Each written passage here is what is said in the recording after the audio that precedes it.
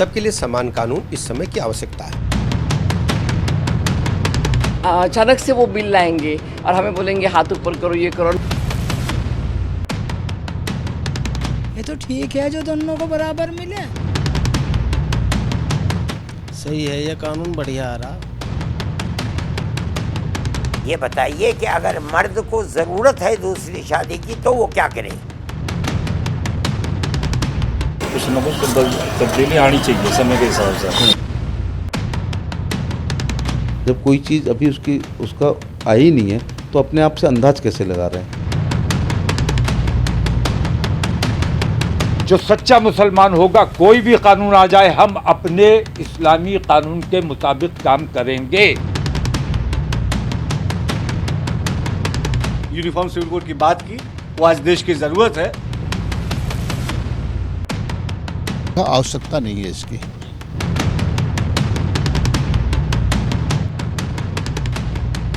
और अब सही समय है कि इसको जल्दी से जल्दी लागू कर दिया जाए। नमस्कार, स्वागत है आपका एबीपी न्यूज पर। मैं हूं आपके साथ शीरीन और यूनिफॉर्म सिविल कोड पर सबसे बड़ी बहस आज आप देखने जा रहे हैं एबीपी न्यूज पर। देख रहे हैं आप, पूरा स्टूडियो सज चुका है। खास मेहमान मेरे साथ हैं, मेरे दो सहयोगी भी मेरे साथ हैं और साथ ही आज ऑडियंस भी हमारे साथ है। यूनिफॉर्म सिविल कोड को लेकर मौलाना वर्सेस मुस्लिम लेडीज आज हमारे साथ हैं। इस देश की महिलाएं, इस देश की मुस्लिम बेटियां यूसीसी को लेकर क्या सोचती हैं, बात उनसे करेंगे। और आखिर इसे लेकर अगर ऐतराज है तो क्यों है, मौलाना इस पर क्या कहते हैं, वो भी हम जानने की कोशिश करेंगे। नाम यूनिफॉर्म है तो फिर इसे यूनिफॉर्म ही रहने दीजिए, क्योंकि बात एक देश एक विधान की हो रही है तो कानून भी एक जैसा होना चाहिए। पर जब आवाज ये आने लगेगी कि आदिवासियों को छूट मिलेगी, सिखों के पर्सनल लॉ को नहीं छेड़ा जाएगा, तो फिर क्या यूनिफॉर्म सिविल कोड एक खास वर्ग को ही टारगेट करके लाने की कोशिश हो रही है? मतलब क्या ये सिर्फ मुसलमानों के पर्सनल लॉ के लिए लाया जाना है? और अगर सरकार ऐसा सोच भी रही है तो इसके पीछे कुछ ना कुछ तो वजह जरूर होगी। किसी के साथ भेदभाव होगा, किसी के साथ जुल्म होगा, जिसे खत्म करने की कवायद होगी। एबीपी के स्टूडियो में आज इसी बात पर वाद विवाद होगा कि कौन साथ है, कौन इसके खिलाफ है और आखिर वजह क्या है। जानने की कोशिश करेंगे कि कहां खामी है, कितनी खामी है और है तो क्यों है। क्या कहना है मुस्लिम धर्म के जानकारों का और क्या कहना है उनका जो इस धर्म की को जी रहे हैं। तो आइए करते हैं शुरुआत यूसीसी पर सबसे बड़ी बहस, मगर शुरुआत केरल के गवर्नर के उस बयान से जिसमें एबीपी से एक्सक्लूसिव बातचीत के दौरान उन्होंने कहा है कि ये तो बादशाह लेकर आए थे सिर्फ अपनी सहूलियत के लिए। प्रॉफिट साहब के सल्लल्लाहु अलैहि वसल्लम उनके जाने के बाद बादशाहतें कायम हो गई और बादशाहों को अपनी सल्तनत चलाने के लिए कोई कानून चाहिए। लिहाजा बहुत सारे लोगों ने आगे बढ़कर कानून लिख दिए। आज हमारे जो लोग अपने आप को उलमा कहते हैं, वो इंसानों के लिखे हुए उस कानून को जो बादशाहों की जरूरत पूरी करने के लिए लिखा गया था, उसे उन्होंने नाम दे दिया शरीयत, खुदा का कानून। सारे अरब मुल्कों ने, जो मुसलमान मुल्क हैं, उन्होंने इस कानून में सुधार किया। ये जान के सुधार किया कि ये इंसानों के लिखा हुआ कानून है। ये शरीयत तो कुरान है, इंसानों का लिखा हुआ कानून शरीयत नहीं हो सकता। तो सुना आपने, बादशाहों ने अपनी सहूलियत के लिए बनाया था। कई खास मेहमान हमारे साथ बने हुए और बिना देर किए सबसे पहले मैं हाजी मेहरुद्दीन जी आप ही से शुरुआत कर लेती हूँ। क्या ये सहूलियत के लिए नहीं बनाया गया था? देखिए, बार बार जो मुसलमानों को टारगेट किया जा रहा है और कहा जा रहा है कि मुसलमान इसका विरोध कर रहे हैं। बताइए किसी मुसलमान कौन विरोध कर रहा? उन्होंने राय मांगी है, जो लॉ कमीशन है, और उनकी राय का जो जवाब है मुस्लिम पर्सनल लॉ बोर्ड दे रहा है, उसका जवाब देगा। रही बात यूसीसी की बात की, जब देश में इतने सारे हमारे पास आईपीसी की धाराएं हैं और सारी चीज़ की कानून की बात है, जो डिवाइसिटी जो हमारे देश में विभिन्न विभिन्न प्रकार के लोग रहते हैं, इसमें तो सबको नुकसान होने वाला है। तो ये तो अगर हम ही इसमें खास तौर से मुसलमान इसका अगर विरोध करता है तो फिर तो सारी चीज़ें हमारे ऊपर ही आती है कि भाई मुसलमान विरोध करता है हर चीज़ का। तो मैं कह रहा हूँ इसका विरोध तो आदिवासी भी कर रहे हैं, उन्होंने भी चिट्ठियां लिखी हैं, वो भी मना कर रहे हैं कि यूसीसी की कोई जरूरत नहीं है देश में। तो मेरा मानना है कि यूसीसी की कोई जरूरत इस देश में अभी नहीं है। आप कह रहे हैं कि यूसीसी की जरूरत नहीं है। मेरे साथ यहाँ कुछ महिलाएं हैं, सबसे पहले मैं आपका रुख कर लेती हूँ। तरन्नुम, यूसीसी को लेकर आपकी क्या राय है? मुस्लिम धर्म से ताल्लुक रखती हैं आप, क्या सोचती हैं? मैं समझती हूँ हमारी बहुत सीरियस ज़रूरत है इस टाइम पर इसकी। और यूसीसी के टाइम पे ना एक हमारा आर्टिकल 14 राइट टू इक्वालिटी, उसका एक उसको जीने के लिए, उसको पाने के लिए एज मुस्लिम महिला मुझे यूसीसी बहुत ज़रूरी चाहिए। गुलाम सरवर जी, सुना आपने, क्या कहेंगे आप इस पर? बहुत अच्छा जवाब दिया इन्होंने। आर्टिकल 14 ऑलरेडी वर्क कर रहा है देश में। इन्होंने नाम लिया तो आर्टिकल 14 ही नहीं, 14 से लेकर और आप 30 तक चले जाइए और 25 को भी आप इसमें लाइए डिबेट में कि क्या यूसीसी से आर्टिकल 25 भी कहीं प्रभावित होगा क्या। मैं समझता हूँ अभी जितनी बातें हो रही हैं वो हवा में सिर्फ हो रही हैं और शायद 2024 के चुनाव को सामने रखकर पोलराइज करने के लिए स्पेशली मुस्लिम को जो है वो टारगेट किया जा रहा है। स्पेशली ये बात मैं बता रहा हूँ, टारगेट किया जा रहा, वरना इसमें कैसे टारगेट किया जा रहा है? जल्दी बाकी मेहमान देखिए, आनंद मैरिज एक्ट है, पहले से बना हुआ है, सिखों का। आपको हैरत होगी कि सबसे छोटी कम्युनिटी यहाँ है पारसी। ठीक है, पारसी का भी पर्सनल लॉ बना हुआ ऑलरेडी। तो जब आप आनंद मैरिज एक्ट की बात कर रहे हैं ना अभिषेक, इस पर लगातार हमें जानकारी दे रहे हैं और पल पल की इनको डिटेल्स भी पता है। अभिषेक जरा बताइए, ये आनंद मैरिज एक्ट क्या प्रभावित होगा इससे? देखिए, बड़ा फर्क है दोनों चीजों में। पहले ये समझना होगा, आनंद मैरिज एक्ट जो है वो सिर्फ उसमें रजिस्ट्रेशन की बात है, उसमें ना सेपरेशन की बात है, ना उसमें इनहेरिटेंस की बात है, ना उसमें मेंटेनेंस की बात है, ना उसमें उत्तराधिकार का मुद्दा। ये सब पे हिंदू मैरिज एक्ट लागू होता है जो पहले से लागू हो रहा है। वो सिर्फ रजिस्ट्रेशन की बात करता है कि शादियों का रजिस्ट्रेशन आनंद मैरिज एक्ट के तहत होता है। वो होता आ रहा है, वो आगे भी होता रहेगा, उस पर कोई फर्क नहीं पाएगा, एकदम क्लियर है। लेकिन यहाँ पर चीजें अलग है। मुस्लिम अभी आनंद की बात हो रही है, पारसी पर्सनल लॉ का बता दीजिए। आपने आनंद मैरिज एक्ट सुना ना, तो उसका सुन तो लीजिए पहले। मैट्रिमोनियल इसमें सिर्फ इतना हुआ है कि जो 1937 का कानून है, शरीयत का जो एक्ट है, उसके तहत जो तलाक के मामले हैं, जो उत्तराधिकार के मामले हैं, जो संपत्ति में बंटवारे के मामले हैं, वहां पर यूनिफॉर्म सिविल कोड को लागू करने की बात है कि जो हक एक कौम का होगा, महिलाओं का जेंडर जस्टिस में, ये महिलाएं यहां पर हैं, जो हकूक हासिल होगा एक कौम की महिलाओं को, वही दूसरे कौम की महिलाओं को भी हासिल होगा। यही इसका जिस्ट है। ठीक है, इसका जवाब दीजिएगा। लेकिन तरन्नुम कुछ ऐड करना चाहती हूँ कि देश में 7% से ज्यादा हमारी पॉपुलेशन में मुस्लिम महिलाएं हैं। उनके हक के बारे में आप कब बात करेंगे? आपके यूसीसी से जो है आपका धर्म प्रभावित हो जाता है, सिर्फ आपका, मेरा नहीं। तो 7 करोड़ से ज्यादा महिलाओं के हक के बारे में कब बात करोगे? आप कह रहे थे ना मेहरुद्दीन जी, आप भी कह रहे थे ना कि ये किसकी आखिर किसके जो भावनाएं हैं वो आहत हो रही है। मैं आ रही हूँ, ये माना जा रहा है कि 75 और महिलाओं को सुन लीजिए। रुकिए गुलाम सरवर जी, तो बहुत सारे 1 लाख से भी ज्यादा केसेस है पेंडिंग। कितनों में जाके आपने मदद कर दी, कितनों को मदद कर दी, अच्छा उसका आंकड़ा भी दे दीजिए, किस मजहब का है मामला, वो भी आ जाए सामने। दिलवा दी, उनके पिताजी मर गए, उनका भाई नहीं है और उनके चाचा और फूफियां उनकी प्रॉपर्टी हजम करके बैठे हैं शरियत लॉ के अंदर। शरीयत का मामला है, क्रिमिनल केस है। एक मिनट रुकिए, मैं मौका दूंगी आपको। शबनम आप बताइए, एक सेकंड। तरन्नुम एक मिनट, तरन्नुम आती हूँ मैं आपके पास। शबनम, यूसीसी की जरूरत क्यों है मुस्लिम महिलाओं को? देखिए, मुस्लिम महिलाओं के बारे में शिरीन कभी बात नहीं होती थी। आप याद करिए, अगर मैं बहुत साल पुरानी भी बात करूं तो मैंने कभी मुस्लिम बहनों का तो नाम भी नहीं सुना था, मेरे कान में भी नहीं आता था कि उनका कोई अधिकार है। उनको संपत्ति तो छोड़ दीजिए, वैसे ही जीवन में, आम जीवन में भी मुस्लिम बहनों का कभी आपने नाम सुना था शिरीन? जी नहीं। अब इनके पेट में दर्द सिर्फ इस बात का है, वो 4 औरतें जो ये आराम से ले आया करते थे, उसका क्या होगा? अब इनको सुन लीजिए ना, एक पूरे देश क्या बात है आपके पास? नहीं, 4 का एक डाटा लीजिए इनके मोहल्ले में, अभी यहीं से चला जाए।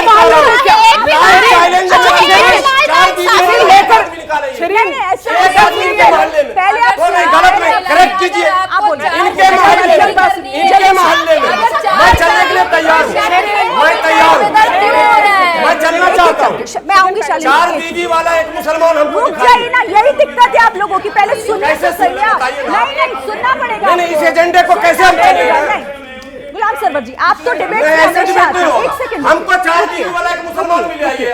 कैसी बातें कर रहे हैं आप? कैसी बातें कर रहे हैं आप? अपनी आंखों पर पट्टी बांध के बैठे हैं क्या? आपको नहीं मालूम कि होती मगर है नहीं, लेकिन सेकंड मैरिज के लिए 100 शर्तें हैं। सुनिए, और वो शर्तें यूसीसी में भी है। गुलाम जी, ऐसे बात नहीं हो पाएगी, एक एक करके नहीं, आती हूँ आपके पास। शबनम जल्दी बात कीजिए, फिर शालिनी के पास भी मुझे जाना है। एक आप जाइए, लेकिन आपके माइक लगाए। मैं बोल रही हूँ आपको कि अगर आपको कोई प्रॉब्लम ही नहीं है, कोई प्रॉब्लम नहीं तो, और किसी ने 4 करी ही नहीं है, तो भाई 4 पे रोक लगने में आपके पेट में क्यों दर्द शुरू हो गया? फिर अगर है ही नहीं, कहाँ विरोध हुआ ये भी तो मैं देख मेरी बात सुनिए, अब मेरी बात सुनिए। जब कॉन्सेप्ट ही नहीं है तो आने दीजिए ना, बंद होने दीजिए। फिर अगर वाकई ऐसा नहीं है, सुनिए ना, विरोध कर रहा है, यही मैं पूछना चाह रहा हूं। शबनम एक सेकंड, शबनम प्लीज, शबनम फिर बहस किस बात? ठीक है शबनम एक सेकंड, अगर ऐसा है ही नहीं तो फिर यूसीसी लाने दीजिए ना, खत्म ही हो जाएगा, इस पर पूरी रारी खत्म हो जाएगी। संसदीय समिति के अध्यक्ष हैं सुशील मोदी। सुशील मोदी की बैठक हुई और बैठक में ये तय हुआ कि 371 जो ट्राइबल्स हैं देश के, आदिवासी 273 जातियां हैं जो ट्राइबल्स हैं, वो 371 समाप्त करने के 371 बिना समाप्त किए वहाँ इक्वल कानून नहीं बन सकता, क्योंकि 371 उनको राइट प्रोटेक्ट करता है कि आपको अपने निजी जीवन में अपने धर्म के आधार पर जीने की आज़ादी है। यदि आप पहले 371 समाप्त कीजिए। जब ये सारी बातें हुई तो सुशील मोदी ने हाथ जोड़ लिया और कहा कि अभी रुक जाइए, हम लोग आदिवासी उसको बाहर निकाल कह रहे हैं कि आपको ये लग रहा है, आपको ये लग रहा है कि सिर्फ इस्लाम को टारगेट किया जा रहा है। अगर आदिवासी को आप बाहर निकाल रहे हैं, ठीक है, सिख ने क्या बिगाड़ा आपका? सिख भी कहेंगे कि भाई हमको ही बाहर कर दीजिए।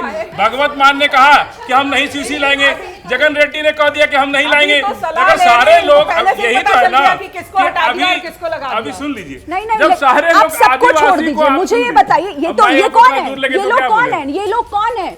ये मुस्लिम धर्म की ही महिलाएं ना जो चाहती हैं। अरे कैसी बात कर रहे हैं आप? मैंने 4 गुलाब और यहाँ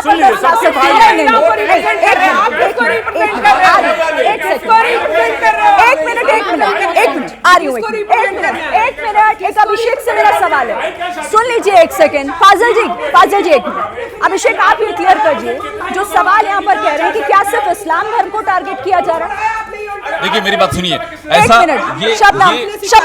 शबनम प्लीज, दो बातें बहुत ही क्लियर है। आपकी बात का मैं जवाब दे रहा हूं। देखिए इस्लाम को टारगेट करने वाला इन लोगों का ये आरोप है, और ये आरोप लगाए। एक मिनट रुकिए, लेकिन जो इन्होंने सवाल उठाया है, इन्होंने जो सवाल उठाया है कि कौन विरोध कर रहा है, जानकारी की कमी इनको। जमीयत उलमा हिंद के सदर हैं, मुमताज भाई को जानकारी है, अरशद बदनी साहब, मेरे इंटरव्यू में उन्होंने कहा कि अगर एक मर्द 80 साल की उम्र में भी, और आपने चलाया बाकायदा, अगर वो सक्षम है और 3 बीवी से औलाद, 3 चौथी बीवी चौथी शादी करेगा, वो इसकी मुखालफत नहीं हो सकती है। इसको ओपन रखना चाहिए। ये मौलाना अरशद बदनी कर रहे हैं, अब उनका क्या कद है और आप अपना कद क्या उनके मुकाबले कहां लेके आते हैं, तो आप कैसे उनका विरोध कर रहे हैं? सुनिए, इनको ले आती हूं मैं। ये जो बोला है अभिषेक ने बिल्कुल सही, ये पूरे एबीपी न्यूज के जरिए पूरे देश ने देखा है, उन्होंने ये बात कबूल की है। तो फिर ये बताइए, ये बात साबित होती है कि नहीं होती है? देखिए ऐसा है कि उन्होंने, जाहिर है कि वो इस्लाम के जानकार हैं, विद्वान हैं, और उन्होंने जो इस्लाम में है 4 शादी का जिक्र कंडीशनल, उस पर उन्होंने वो जवाब दिया है, ठीक है, और वो जवाब उनका बिल्कुल सही है। मैं ये मानता हूँ उन्होंने शरीयत के मुताबिक, और ये जो आरिफ मोहम्मद साहब कह रहे थे ये बिल्कुल झूठ बोल रहे थे। उन्होंने कुरान के हवाले से नहीं कहा कि ये बादशाहों का, नहीं, कुरान में 4 शादियों का जिक्र है, लेकिन कंडीशन है, अगर जैसा कि अभी कह रहे थे गुलाम रसूल साहब की गोवा में जैसे बना, वहाँ अगर बच्चा नहीं हुआ तो फिर आप जो है वो दूसरी शादी कर लें। कुरान में भी ये कहा गया है कि आप जो है, एक मिनट रुक जाइए जरा, जल्दी बात पूरी कीजिए। नहीं, मैं यही कह रहा हूँ कि उनकी बात बिल्कुल सही है। शरीयत में इस बात की इजाज़त है कि अगर आपके यहाँ बच्चा नहीं या और प्रॉब्लम्स हैं, पहले जिस तरीके की जंगें हुआ करती थी, ठीक है, औरतें जो है विधवा हो जाती थी, बहुत सारे मसाइल, तो इसलिए वो कंडीशनल शादी है, और उन्होंने जो कहा है वो बिल्कुल सही कहा है। लेकिन एक चीज़ मैं कहना चाहता हूँ कि वो मुस्लिम पर्सनल लॉ बोर्ड के मेंबर भी हैं, जमीयत भी मेंबर है, अभी उसकी आज मीटिंग हुई है, वो जा करके अपना मसवदा लॉ कमीशन को पेश करेंगे। नंबर एक तो ये कि अगर मशवरा मांगा है तो थोड़ा सब्र कर लें, ठीक है। दूसरा ये कि अगर सब्र नहीं हो सकता तो मोदी जी जिस तरीके से नोटबंदी का ऐलान कर दिया 8 बजे, वैसे ही खड़े हुए 8 बजे ऐलान कर दें कि कल से यूसीसी लागू हो गया, क्या फर्क पड़ता है? जैसे लॉकडाउन किया करते ऐलान, सरकार का सीधा विचार ये है कि एक देश एक कानून, यानी कि यहाँ पर किसी भी धर्म का कोई व्यक्ति हो उसके लिए समान कानून है। सबसे बड़ा सवाल मैं आप सबसे पूछना चाहता हूँ, आप चारों बहुत विद्वान मौलाना हैं, दुनिया के बहुत सारे देशों में यूसीसी लागू है, तो क्या वहाँ मुसलमान नहीं रह रहे हैं? क्या वो अपनी जो धर्म पद्धति है? सर आप यहाँ के जो सारे लोग हैं, हिंदू मुस्लिम सिख ईसाई, बहुत पाए जाते इतने लोग, आप बार-बार बहुत सारे, सुनिए दुनिया के, अरे बात सुन लीजिए, बात तो सुन लीजिए, 50 के 50 का अलग-अलग संविधान है। अरे बात तो सुन लीजिए, अरे बात तो सुन लीजिए, मौलाना महोदय, वहाँ का कानून, मौलाना जी, सर हमें देश का कानून की बात करनी है। पहले बात तो सुन लीजिए, सब लोग मानते हैं, सब संविधान से चलते हैं। आप सवाल सुनना नहीं चाहते। कांग्रेस लिस्ट में क्या पर्सनल लॉ की एंट्री है या नहीं है? आप बताइए। आप बताइए, मैं सवाल आप चिल्ला, देखिए चिल्लाइए मत। सवाल सुनिए। क्या दुनिया के दूसरे देश में सिर्फ एक ही धर्म के लोग रहते हैं? मुसलमान नहीं है वहाँ पे, सिख नहीं है, ईसाई नहीं है, हिंदुस्तान में बहुत सारे लोग अमेरिका में रहते हैं, तो क्या वो हिंदुज्म में अपना? अरे सर आप वहाँ के उदाहरण क्यों दे रहे हैं? सर वहाँ का उदाहरण नहीं, मैं तुम्हें दे रहा हूँ। सरकार का मत ये है, हाजी मेहरुद्दीन आप चिल्ला क्यों? आराम से प्लीज। उसके अनुसार जो जानकारी निकल कर आ रही है, सरकार का मत ये है कि हिंदू मुस्लिम सिख ईसाई जितने भी धर्म के लोग इस देश में, उन सब के लिए एक कानून हो, हर तरह का कानून। देखिए आप मेरी बात सुनिए, ना तो मुस्लिमों के सुनिए, ना तो मुस्लिमों के धार्मिक सर देखिए, पहले कानून आने दीजिए सर, पहले कानून आने दीजिए, अभी तो विचार विमर्श चल ही रहा है, लेकिन सरकार सरकार को पहले कानून लाने दीजिए, ना तो हिंदुओं के धर्म की। अरे डिबेट आप लोगों के खौफ के वजह से हो रहा है। ये देश अच्छा, आप लोगों को ये समझना होगा। नहीं यहाँ ऑडियंस भी है, सुनिए मेरी बात। आप लोग जो कहेंगे ना वो ये लोग सुन रहे हैं, सवाल भी पूछना चाह रहे हैं। मैं आ रही हूँ, एक मिनट। शालिनी मैं आपके पास आती हूँ इसके बाद। शालिनी एक सेकंड, मैं आपके पास आ रही हूँ, एक मिनट मैं आपके पास आ रही हूँ। लेकिन देखिए, केरल के गवर्नर आरिफ मोहम्मद खान के इंटरव्यू से पहले, एक मिनट शबनम शांत रहिए, मैं आपके पास सबसे पहले बेटी का हक है। शांत रहिए आप भी प्लीज। मैं आप लोगों के पास आती हूँ, एक मिनट आप रुकिए जरा यहाँ पर, क्योंकि बहस बहुत जरूरी है, तो प्लीज इसे गंभीरता के साथ करेंगे तो बेहतर होगा। केरल के गवर्नर की मैं बात कर रही थी, आरिफ मोहम्मद खान, जिनके इंटरव्यू से पहले यूसीसी को लेकर मेरे सहयोगी अभिषेक उपाध्याय ने जमीयत उलेमा हिंद के प्रमुख मौलाना अरशद मदनी से भी बात की थी। उन्होंने यूसीसी पर बात करते हुए 4 शादियों पर जो तर्क दिया था, उस पर आरिफ मोहम्मद कैसे बिफर पड़े, आपको जरूर सुनना चाहिए। मान लीजिए एक मर्द है जो 80 साल तक बूढ़ा नहीं होता है, औरत तो 45 और 50 के अंदर बूढ़ी हो जाती है। अब उसे ज़रूरत है किसी बीवी, या तो इन सब को तलाक दे और या चौथी शादी करे, तीसरी शादी करे। इस्लाम ये नहीं कहता है कि तलाक दे दो, इस्लाम ये कहता है अपनी ज़रूरत को पूरा करो।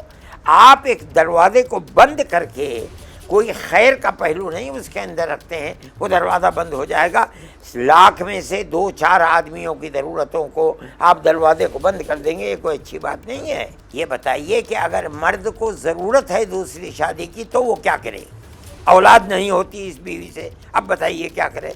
ये तो वो बात कहना है कि जिसका मतलब इंसान को इंसान न रहकर जानवर बना देना। हाँ, ये सही है कि कुरान में इजाजत दी गई है बहुत ही असाधारण परिस्थितियों में, जब 1/3 पुरुष आबादी खत्म हो गई थी ओहद की लड़ाई के मौके पर, उस वक्त इजाजत दी गई शर्त लगा के कि तुम 1 से ज्यादा शादी तभी कर सकते हो जब उनके बीच इंसाफ कर सको।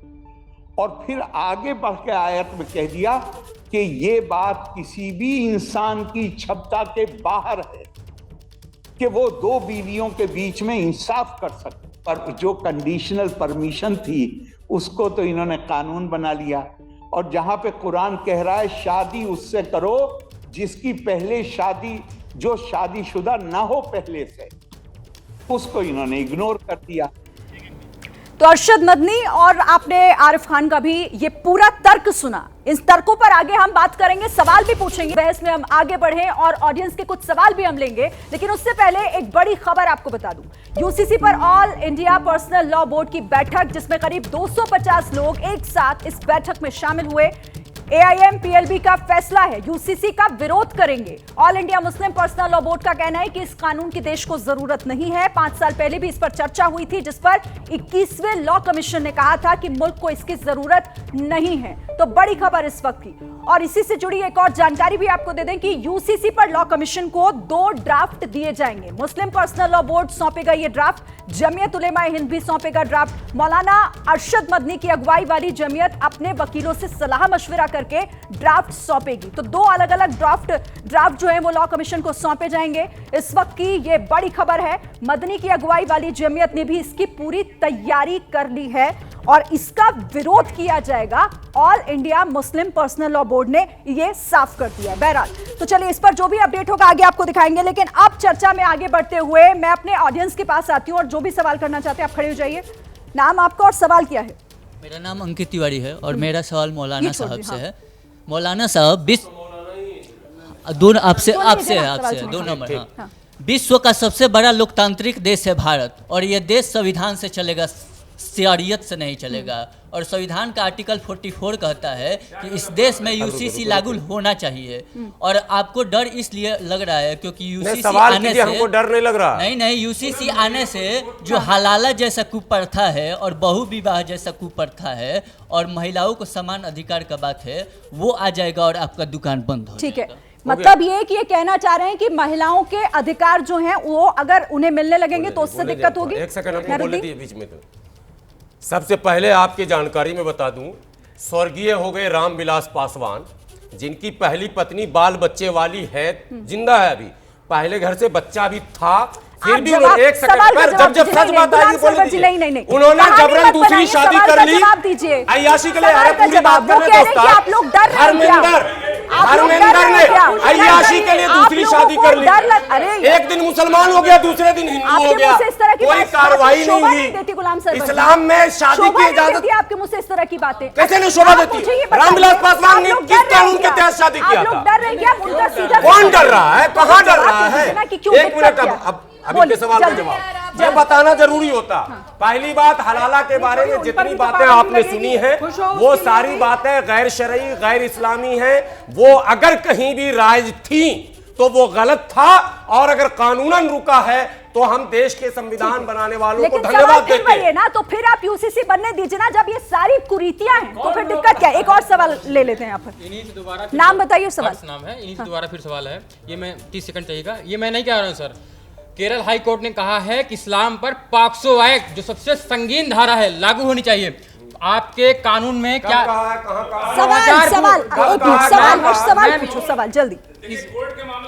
सुनिए मेरी सवाल पूछो अपना जल्दी से। आप आर्टिकल निकाल देखिए, मैं दिखा दूंगा। मैं कैसे निकालूंगा? सुनिए, और आपके कानून में क्या है, 15 साल की नाबालिग बेटी के साथ शादी कर सकते हैं, उस पर पॉक्सो एक्ट नहीं लगेगा। आप अपने पर्सनल लॉ बोर्ड की दुहाई देते हैं। और जो आप अभी इक्वलिटी आप सवाल नहीं पूछ पा रहे, बैठिए जल्दी, सिर्फ सवाल करिएगा प्लीज। मेरा सवाल आप चारों से है, और all India Muslim personal law board जिससे हर तरीके से विरोध में बैठ जाता है, आप ये बताइए क्या इस्लाम में महिलाओं के लिए भी कोई जगह है या नहीं? क्योंकि बुरखे अगर हिजाब पर आता है कोई कानून तो भी आप विरोध करने बैठ जाते हैं, 3 तलाक पे आता है तब भी आप विरोध करने बैठ जाते हैं, अब यूसीसी पर आ रहा है तब भी आप विरोध करने बैठ रहे हैं। ठीक है, जवाब आप जवाब दीजिए, और मैं चाहती हूँ मुमताज जी इस पर आप जवाब दीजिए। देखिए, ऐसा है कि इन्होंने जो बात कही है, एक तो ये कि कोई मुखालफत नहीं कर रहा है, जैसा कि उन्होंने कहा अभी ड्राफ्ट जो है बन रहा है, वहाँ देखा जाएगा, वहाँ दिया जाएगा। अब ये सब तो अभी बच्चे हैं, सब जैसा सुनते हैं व्हाट्सएप यूनिवर्सिटी से जाहिर है। हाँ, हमारे लिए तो वही है। अच्छा, इनसे मैं एक सवाल करूँगा, एक मिनट मैं अच्छा आपसे मैं एक सवाल करता हूँ, एक मिनट मैडम, मैं इनसे सवाल करता हूँ। आप बैठिए प्लीज, आप जल्दी से जवाब दीजिए, फिर मैं शालिनी के पास आऊंगी जल्दी से। एक मिनट, नहीं मैं आपसे पूछता हूँ, आप सवाल मत पूछिए ना, नहीं मैं पूछता हूँ, ये बताइए, एक शख्स है, एक मिनट, अरे सुनोगे? आप बैठो, आराम से मुमताज जी प्लीज, आराम से। आप ये बताइए, एक शख्स है, नहीं एक मिनट सुन लो, मैं आप दोनों को शांत कर रही हूँ, मुमताज जी प्लीज, और आप बैठिए, आप दोनों छोड़िए, शालिनी जी आप बोलिए। मतलब क्या ये महिलाओं को मुस्लिम धर्म में अधिकार मिल जाएंगे? ये डर है क्या? क्योंकि सवाल लगभग उसी से जुड़े हुए हैं। आपको मैं थोड़ा सा बैकग्राउंड दे देती हूँ। बैकग्राउंड ये है कि आपने अभी ऑल इंडिया पर्सनल मुस्लिम बोर्ड के बारे में पता लगाया, आपने कहा वो मुखालिफत करेंगे, they are totally against UCC. उन्होंने तो अपने विमेंस विंग को जिंदा किया है वापस फरवरी में इस साल में। इतने सालों से उन्होंने महिलाओं को अपने ही बोर्ड में दबा के रखा। पहली चीज मुझे बोलने दीजिए, दूसरी चीज ये भूल जाते हैं कि सल्लल्लाहु अलैहि वसल्लम साहब ने, बात सुन लीजिए, बात सुन लीजिए, सल्लल्लाहु अलैहि वसल्लम साहब पहले ऐसे शख्स थे जिन्होंने अपने से उम्र में ज्यादा महिला से, जो कि बिजनेस संभालती थी अपने वालिद की, ठीक है, और वो बिजनेस करती थी। और उसके अलावा आप ये सुन लीजिए, हिंदू धर्म में एक से अधिक शादी की अनुमति है या नहीं है? आप लोग है या नहीं है? एक मिनट, मैं आ रही हूँ, बोलने दीजिए।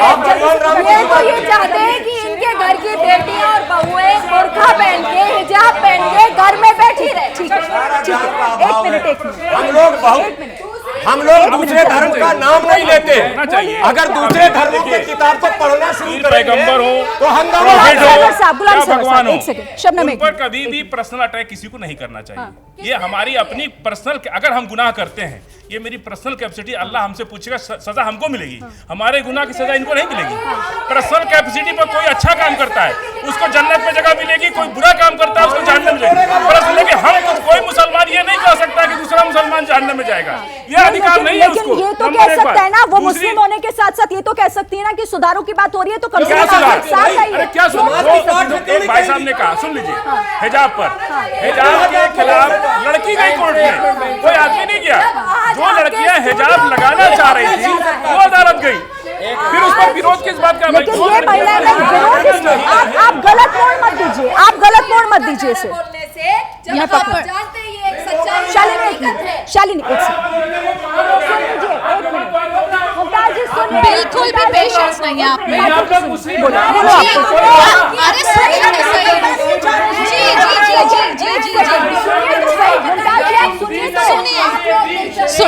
सुनिए, आप सुनिए फिर जवाब दीजिए। आपको जितनी भी जनता यहाँ बैठी है और जो मुझे सुन रही है, और स्पेशली जो मुस्लिम महिलाएं मुझे इस टाइम पे देख रही हैं और सुन रही हैं, मैं उन्हें बताना चाहती हूँ कि ये आपको बरगलाया जा रहा है कि यूसीसी आपको टारगेट, मुसलमानों को टारगेट करने के लिए लाया गया। नहीं, सबसे पहली बड़ी कौम कौन थी जिसके ऊपर यूसीसी अप्लाई किया गया? वो थी हिंदू कौम।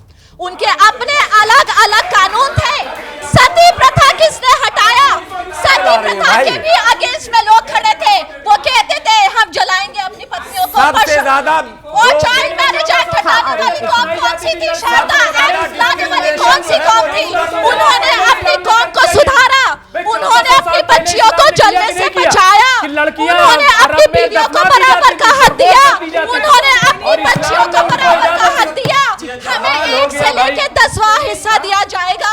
हमारा भाई पैदा नहीं हुआ, एक अंतिम सवाल हमें पूरा देश सुन रहा है, एक अंतिम सवाल सरकार से भी और देश के नीति निर्धारकों से। अगर ये 1400 साल पहले भी हो गया, 1400 साल, गुलाम सरबजी, उसके अधिकार की बात क्यों नहीं होती? लाखों की तादाद में दिल्ली, बंबई, कलकत्ता और भारत के सभी शहरों में हमारे घर की महिलाएं, आखिर किसी की बहन ही होगी, किसी की माँ ही होगी, उस पर क्यों नहीं चर्चा?